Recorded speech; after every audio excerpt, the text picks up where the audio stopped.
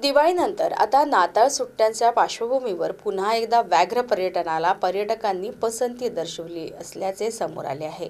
ताडोबा प्रकल्प आता पुन्हा एकदा फुल झाला आहे। दरम्यान मागील 1.25 महिन्यात प्रकल्पाचा बफर व कोर क्षेत्र पर्यटनाला पहिले स्थान दिले आहे।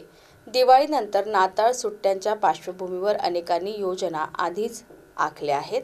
त्यात ताडोबा पसंतीस उतरल्याचे दिसत आहे।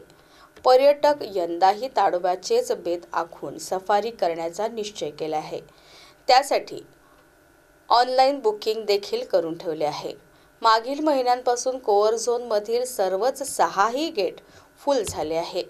प्रकल्पात सकाळ व दुपार सफारीत पर्यटकांना व्याघ्र दर्शनही होत आहे। त्याचबरोबर इतरही वन्य प्राण्यांचे दर्शन पर्यटकांना सुखावून जात आहे। प्रकल्पात सफारीसाठी पर्यटक मोठ्या संख्येने येत असून त्यामुळे ताडोबा पर्यटकांनी पुन्हा एकदा गजबजले आहे।